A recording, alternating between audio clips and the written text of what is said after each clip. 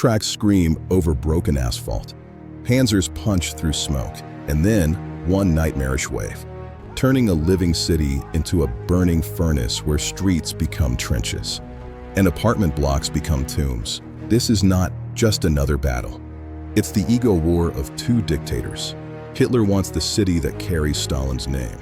Stalin refuses to give it up, so millions are dragged into a meat grinder so brutal that the world would later count around 2 million dead, wounded, missing, or captured, and roughly 1,000 aircraft destroyed across the battle's air war. Numbers that sound impossible until you see what happened on the Volga. In 1942, 3 years into World War II, Nazi Germany had smashed France, pushed Britain onto the defensive, and rolled deep into Soviet territory. Leningrad was under siege, Moscow had been threatened, and the South mattered for one reason: fuel and flow. Oil in the Caucasus and a supply artery running through the Volga, Europe's longest river, stretching over 3,500 kilometers and feeding men, ammunition, and reinforcements through the Soviet interior. If Hitler could cut that lifeline at Stalingrad, the southern Soviet front could be strangled and the Caucasus oil drive protected. Stalingrad itself was a long, stretched industrial ribbon on the Volga, roughly 32 kilometers in length in the raw defensive calculations. About 400,000 civilians in the city as the storm approached. Factories and rail lines in the north, dense population zones in the south. The Don to the west, the Volga to the east, meaning whoever held the riverbank held the only lifeline once the noose tightened. The Soviets saw the blade coming. They rushed grain and cattle across the Volga to deny the Germans resources, dug trenches meant to break the momentum of tanks, armed anyone who could hold a rifle, pulled women into anti-aircraft roles, and called men and women of fighting age, 16 to 55 in the harsh mobilization sweep, because Stalin believed civilians in the city would harden resistance, retreat would be punished, and Stalingrad would be defended. Not like a normal battlefield, but like a last wall of existence. Then August 23rd arrives, and the German spearhead reaches the Volga's edge. Stalingrad is hit by the most concentrated aerial destruction seen on that front so far. Fires race through wooden housing, concrete collapses, fuel tanks, and infrastructure ignite. And in the opening days and first week, tens of thousands of civilians are killed, with estimates commonly around 40,000 and some higher. The city is still full of trapped people. Because evacuation is partial and chaotic, and when boats do move, priorities are brutal. Women, children, wounded, specialists, while many men of draft age are not allowed to leave, and are forced into the city's defense ecosystem. The defenders are outgunned in the air. German air superiority is crushing, and this forces a savage adaptation. The Soviets begin fighting so close to German positions that German bombers can't strike, without hitting their own men, a tactic later summarized as hugging the Germans. And it turns Stalingrad into a maze where every room is a front line. One of the most shocking early moments is the defense around the northern factory zone. Anti-aircraft guns, some crews made up largely of women, fire not just at aircraft but straight into advancing tanks. And for hours the approach becomes a killing corridor until German fire crushes the positions. The Germans are stunned to discover who they've been trading shells with, but the shock does not slow the machine. Bombing and encirclement continue, and by late August into early September, the city is being wrapped from three sides. While the only open side, the Volga, stays under bombardment, turning every crossing into a gamble with death. By September 13th, the German push turns into urban clawing, and the air assault is relentless. Thousands of attacks over short stretches, day after day, so the fight collapses into a rhythm of ruin. Germans take a building. Soviets reappear through trenches and sewers to hit the same building from behind. Germans turn back, Soviets vanish again, and the whole city becomes a cat-and-mouse nightmare. That German troops nickname Rattenkrieg, the War of Rats, because it feels like chasing enemies through rubble holes and underground tunnels while being shot from places that shouldn't even be livable. This isn't metaphor. Control changes so fast it sounds like fiction. One railway station flips hands 14 times in 6 hours. And the language of the front becomes absurdly domestic. We've taken the kitchen. We're fighting for the stairwell. The bedroom is contested. Send men now. Because the battlefield is literally inside living spaces. A grain store becomes a legend. About 50 Soviet defenders hold it for 5 days, refusing to let the Germans eat from it, setting the grain on fire as they break out, preferring ashes to surrendering sustenance. Snipers rise as the city's new artillery. Rubble is perfect camouflage, and the most famous, Vasily Zaitsev, racks up 225 confirmed kills during the Stalingrad period of late 1942, turning fear into a weapon, and forcing German soldiers to move like hunted men.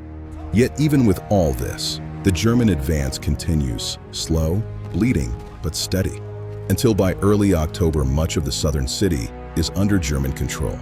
On October 7th, the Nazis raise their flag in the south and propaganda begins shouting victory. But Stalingrad is not a city you take cleanly. It's a city you drown in blood. The fight shifts north into the factory district, armaments, rail lines, and the famous tractor plant zone. Because if the Soviets lose the factories, they lose the last hardened spine of defense. On October 14th, the Germans smash into the tractor factory area and adjacent plants. And again, the Soviets cling to the hugging method. Fight so close that the Germans can't exploit air power properly, turning assembly halls and machine rooms into kill zones where defenders appear from stairwells, shattered walls, and basement corridors. By the end of October, the Germans claim the factory area after brutal losses and celebrate too early. Because by November, yes, roughly 90% of the city is under German control, but along the Volga bank there are still stubborn Soviet pockets that refuse to die. And those pockets are enough to keep the story from ending. On November 8th, Hitler stands in Munich and speaks as if the city is basically finished, an emotional victory speech timed to the party's mythology. While in reality Stalingrad is about to flip like a trapdoor under his boots. Across the river, the Soviet buildup is massive. Fresh armies gather, armor and artillery mass, and the defenders inside the city are now bait holding the Germans in place while the hammer rises outside. At this exact moment, Hitler commits the mistakes that turn a hard battle into a catastrophe.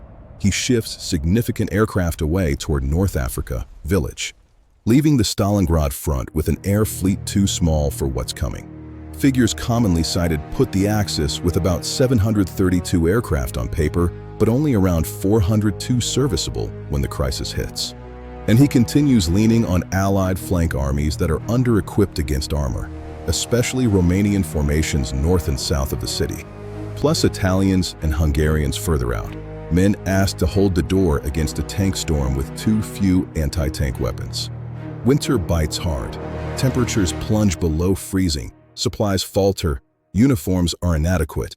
Commanders warn that the line is cracking and urge a controlled withdrawal to the Don River to avoid being trapped. But Hitler's ego won't allow retreat from a city with Stalin's name. He refuses, and the refusal writes the death warrant.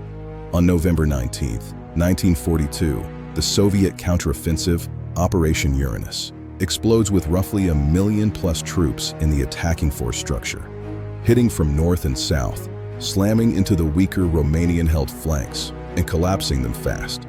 Soviet armor and infantry drive deep. The two pincers race toward each other. And by late November, they link up near Kalik, sealing a giant pocket around Stalingrad. With roughly 250,000 to 300,000 Axis personnel trapped, Germans and allies, plus thousands of Soviet auxiliaries and forced helpers. The siege has reversed. The besiegers are now besieged, and the trapped army still has one last chance: break out before the ring hardens. But Hitler sends the order that kills them. Paulus must not attempt to break out. Relief will come. Paulus obeys. A rescue effort forms under Manstein. Army Group Dawn, launching Winter Storm, driving from the south toward Stalingrad.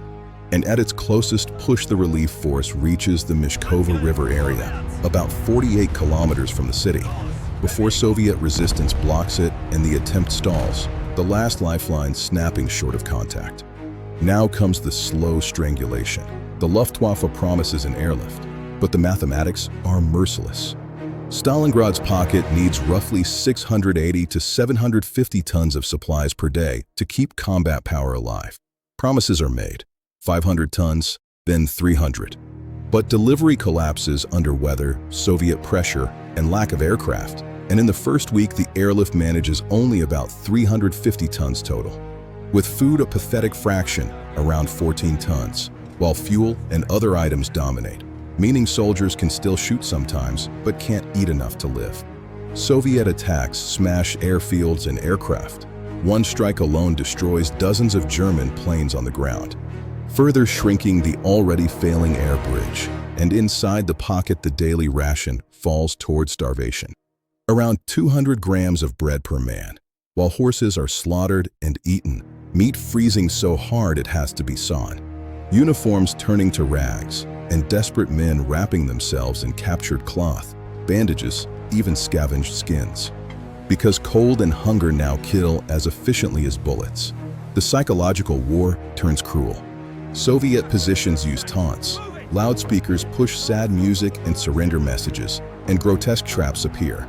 Effigies of Hitler placed where Germans can see them, rigged with grenades, so even anger becomes lethal. December and January grind the trapped army down into exhaustion and sickness. Bodies pile on ice and rubble, and there aren't enough living men left to bury the dead. Then Hitler makes his final symbolic gamble on January 30th, 1943. He promotes Paulus to Field Marshal, village, expecting that a German field marshal will never surrender, expecting suicide or a last stand, expecting a legend. Paulus chooses reality. On January 31st, he surrenders, and on February 2nd, the remaining German forces come out with hands raised.